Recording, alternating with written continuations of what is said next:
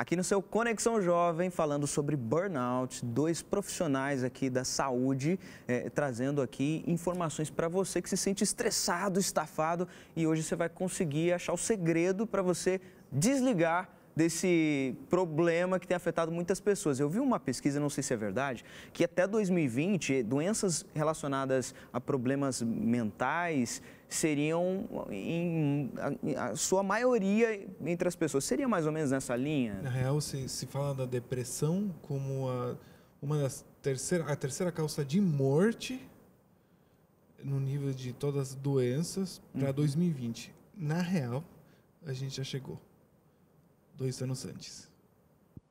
Para 2020 se falava lá em 2014.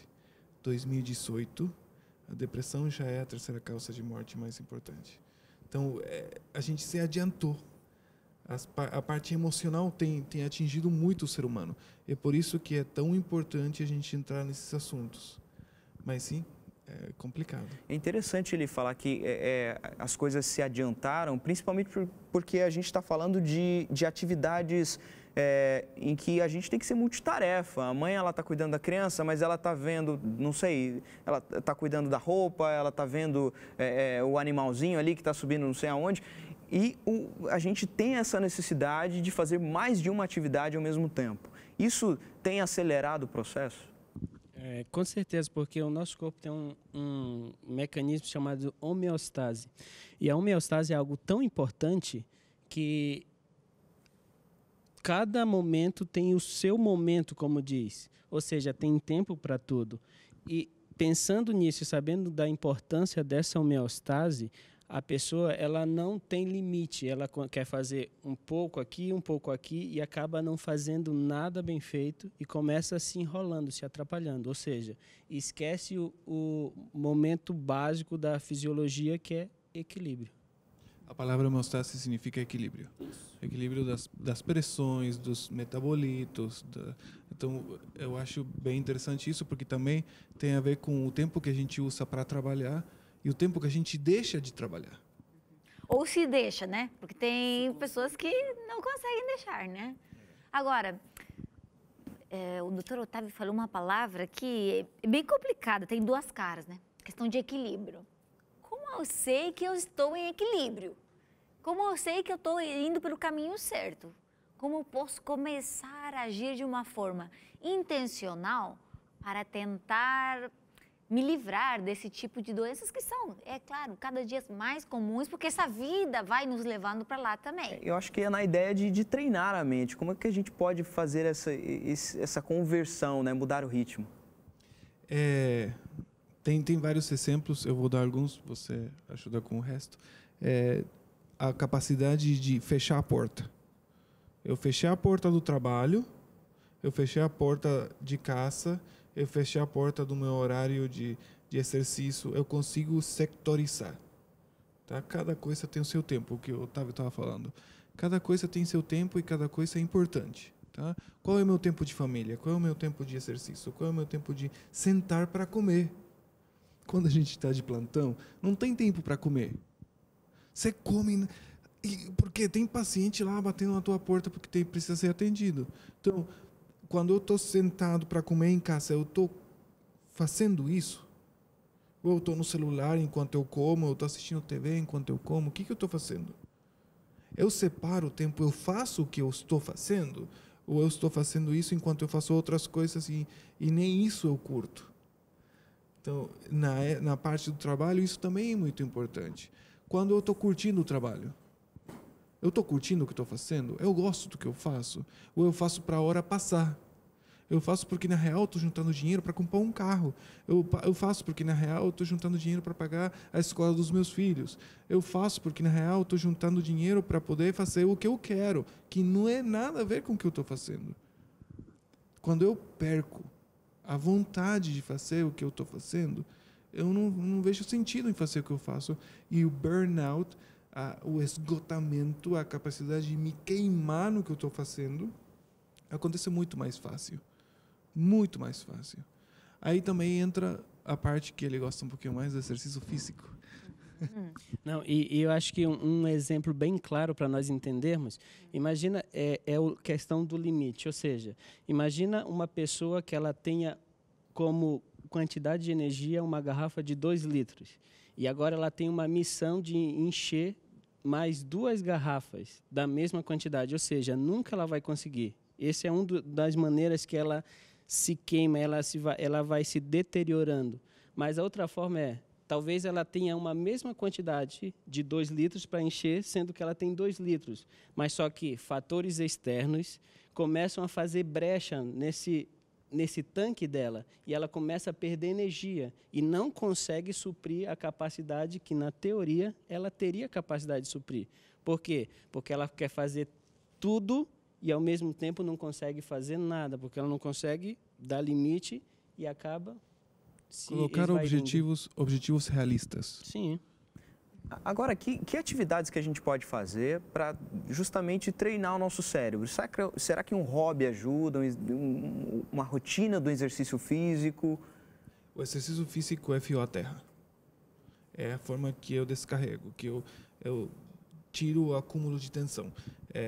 A ansiedade prepara o corpo para uma coisa que ele não quer afrontar. Então, cria muita tensão, acelera o coração, acelera a respiração, amplia o tamanho das pupilas para entrar mais luz, altera o trato gastrointestinal, faz muita coisa para você fugir. Toda essa tensão tem que ser liberada. O exercício físico é a forma de liberar isso. Tá? Então, a caminhada, tem muitas pessoas que gostam muito da hidroginástica. O exercício na água é excepcional. É muito bom, porque não altera as articulações, tá? É bem legal porque você gasta energia, tá? E você não atrapalha com a pressão atmosférica as suas articulações. Para as pessoas que têm um pouquinho de sobrepeso ou um pouco de sobrepeso, é fundamental, é muito bom. Só que não todo mundo tem acesso a uma piscina. Então, a caminhada, a bicicleta, o gasto de energia aeróbico, exercícios aeróbicos, bem respirados, bem com um bom movimento respiratório. Isso ajuda bastante no acumular ácido lático, colabora bastante com a frequência cardíaca, é muito bom. E o hobby, fazer uma coisa que você gosta e fazer ela com gosto realmente, separar um tempo para fazer isso que você gosta. Eu acho isso fundamental. Eu acho que não, além de todos esses exercícios plenamente físicos, hoje alguns estudos eles mostram a importância de atividades que focalizam a questão cerebelar. De que forma? Ou seja, se uma pessoa ela é destra, ela é acostumada a escrever com essa mão, começar o quê? Trabalhar com o lado contralateral, ou então, mesma coisa, escovar dente, ou fazer coisas que ela é acostumada de uma forma, fazer de outra forma para quê? Para que o próprio cérebro ele encontre novas sinapses, novos locais de fazer novas alterações e buscar um resultado que antes não existia e agora pode existir com esses exercícios. Exatamente. Olha. A gente vê que quando a mente ela está doente, ela está mal, o corpo também reage, né? É uma sincronia, trabalham juntos, né? A gente tem uma história aqui que queremos compartilhar com você de uma pessoa que exatamente aconteceu isso com ela. Ele estava no trabalho, muita pressão, muito esgotamento. E depois de um tempo, se você não cuidar, como a gente está falando aqui, aconteceu que ele sofreu algumas coisinhas. Não vou contar mais, assiste aí, que a gente vai sentindo um pouquinho mais tudo o que pode acontecer se a gente não cuidar da nossa mente. Então, minha rotina antes do incidente era trabalho rotineiro, trabalho em casa, leva os filhos para a escola, vai para o supermercado, mas assim de uma maneira muito intensa. Um exemplo assim bem característico, né, de estresse é quando a gente não consegue cumprir determinadas tarefas, né? Às vezes até coisas assim muito comuns que não geram um problema, um transtorno, uma consequência maior na vida da gente, né? Precisei ir ao dentista, todo mundo vai uma vez por ano ou a cada 6 meses, e você tem um horário para chegar, né? Não só dentista, como médico, algumas outras compromissos que você acaba marcando, né? E você pega o carro e de repente você pega um trânsito, né? Ou acontece alguma coisa, fura um pneu, e você vê que não vai conseguir chegar a tempo. Isso já gera uma ansiedade, muito grande da minha parte, né? De saber que eu não vou conseguir honrar com aquele compromisso. Essa questão de cumprir horário na minha vida, ela é muito forte. E foi esse o grande problema de Marcelo. O estresse foi acumulando, até que um dia a coisa explodiu. Quando eu acordei, eu senti que meu rosto ele estava diferente. Eu vi que meu olho ele estava muito arregalado, muito aberto, né? E eu senti que alguma coisa diferente estava acontecendo. Aí eu olhei para o meu corpo, porque eu pensei logo no AVC, né? Olhei para o meu corpo e eu vi que minhas mãos estavam normais, eu conseguia andar normalmente. Aí fui até o banheiro e olhei, eu estava lá com o olho esquerdo totalmente arregalado e o direito normal, né? Como quem acorda, tinha acabado de acordar. E minha boca do lado esquerdo também totalmente fechada. Assim, bom, não é AVC, é alguma coisa que ocorreu no meu rosto. E me gerou, assim, realmente um incômodo, porque a gente olha no espelho, a gente já não se acha tão bonita, né? Com aquele olho arregalado e a boca torta, então realmente me deixou assim bastante incomodado, né? E preocupado também, porque eu não tinha certeza do que havia acontecido, né? Fui até o neuro naquela mesma manhã e ele olhando o quadro, falou assim: Marcelo, olha, pelo que você me disse aqui, do que você tem passado, desse estresse, ansiedade, então o teu quadro é muito característico de ser esse o estopim da paralisia, que é estresse, ansiedade e também falta de vitamina B. O meu tratamento foi o seguinte, complexo B, vitamina do complexo B, e fiz 40 sessões de fisioterapia ao longo de vários meses, né? Só que a fisioterapia, eu não sei o porquê, nem o médico sabe explicar, não resolveu absolutamente nada. Aí foi quando me deram a indicação de procurar um massagista lá em São José dos Campos. Foi quando eu fui esse massagista, aí na segunda massagem, na segunda semana, que seria a segunda sessão de massagem, meu rosto já começou a ter estímulos, né? Começou já a voltar ao normal. E em uma semana, basicamente, meu rosto já estava com todos os movimentos normais, com exceção da pálpebra, né? A pálpebra demorou um pouquinho mais de tempo. Foi um alívio muito grande, porque o que mais me incomodava era o olho. Imagina você, 10 meses, Kevin, 10 meses com o olho sem piscar. Isso aí era muito ruim, era muito colírio, né? Muito acompanhamento. Eu fui a cada 2 meses no oftalmo para ver como é que estava o ressecamento do globo ocular. O que eu tenho feito hoje para tentar melhorar esse estresse e ansiedade, eu até procurei inicialmente uma ajuda médica, né, com psiquiatra. Fiz alguns tratamentos num período pequeno, mas o que tem me ajudado mesmo hoje é tentar colocar na minha mente de que principalmente essas coisas pequenas, elas vão ser resolvidas de uma maneira natural. E se for um problema mais grave, ou ele vai ser resolvido ou não, independente do esforço que eu fizer. E tentar de uma forma assim mais calma levar a vida. Não é fácil, não tem sido. É um desafio a cada dia, né, Kathleen? Mas o Senhor tem me ajudado, eu tenho orado por isso e melhorei talvez 5%, talvez foi muito. Mas é um passo de cada vez que a gente tem que dar.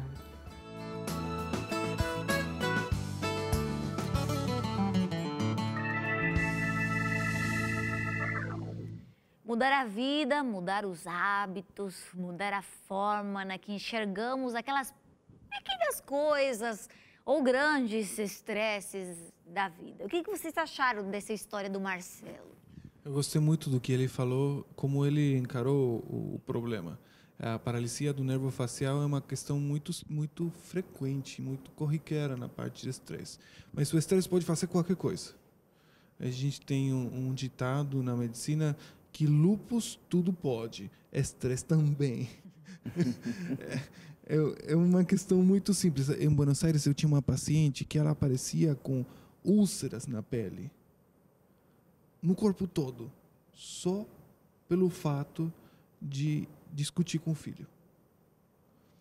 Eu me lembro, quando eu via essa mulher entrar no consultório, ai Senhor, o que eu faço com ela? Ela discutiu com o filho. Apareciam úlceras no corpo todo, todo. E ela era branca, então era branco e vermelho esse assunto. Só por estresse. Não é somente uma paralisia do nervo facial. Também pode ser gastrite, também pode ser contraturas fortes, dores de cabeça que começam aqui atrás, vão até aqui na frente. Eu estou com dengue. Não, você está com uma contratura importante por tensão muscular. São muitas coisas que o estresse pode fazer no corpo. Então, a gente tem que entender que o nosso cérebro não está afastado do nosso corpo. Ele reage, ele provoca, ele absorve, ele cria e constantemente é a manifestação do que a gente está absorvendo no dia a dia. Então, é muito importante cuidar dele. Quando essa pessoa entendeu que ele tinha que controlar a sua ansiedade com as coisas simples, ele fala de uns 5%, mas esse 5% é muito importante. Se eu consigo esse 5%, isso me vai dar força para ir por outros 5%. E já vai ser 10%.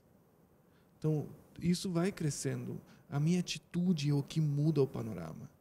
Agora, esse entender, para muitas pessoas, é um processo muito doloroso, porque às vezes parece que não dá tempo de cuidar da saúde. E se você vai ao médico, parece que, nossa, mas é frescura, eu vou ao médico só para arrumar uma desculpa de que eu não estou conseguindo dar conta do recado. E como é que a gente lida com essa questão, essa pressão, e ao mesmo tempo que você tem que cuidar do seu corpo, tem que dar uma atenção para isso? Eu tenho muitos pacientes no consultório justamente com esse critério. Como que eu não dou conta? É frescura, é coisa da tua cabeça. Como se a mente fosse uma coisa de outra dimensão. É uma nuvem estranha de gases estranhos que está fora do nosso corpo. E aí as pessoas têm preconceito muito forte de que não pode ser. É falta de fé, é falta de compromisso, eu tenho que conseguir, eu sou cristão, não tem nada a ver. Você está recebendo uma carga emocional muito forte no trabalho que você está fazendo. Essa pressão emocional, laboral, cria uma situação de resposta cerebral inadaptada, errada, que você precisa tratar. Você precisa entender quando os sintomas estão começando a acontecer para mudar alguma coisa. Tem que ouvir o teu corpo. Você tem que ouvir o que teu corpo está te falando. Você está ficando muito irritado? Você não está conseguindo dormir? Você não consegue desligar? Tirar da tomada do trabalho? Por que você não consegue? O que está acontecendo? Você não consegue diferenciar o que é trabalho de casa, o que é trabalho de família, o que é trabalho de horário para comer, horário para dormir? Por que você está fazendo o que você está fazendo? Você está priorizando as coisas? São muitas perguntas para responder, mas são necessárias, porque se não respondo elas, eu continuo fazendo o que todo mundo faz. E vou criando um monstro que vai me machucar, a curto ou longo prazo. Muitas perguntas para ficar ali pensando, Pablo, Dr. Pablo, mas a gente precisa ir um curto intervalo, já passou do tempo, mas voltamos já com mais conversa, mais conselhos e também alguns conselhos bem legais para você que está ali sofrendo, quem sabe, alguma das coisas que a gente está falando aqui. Voltamos já.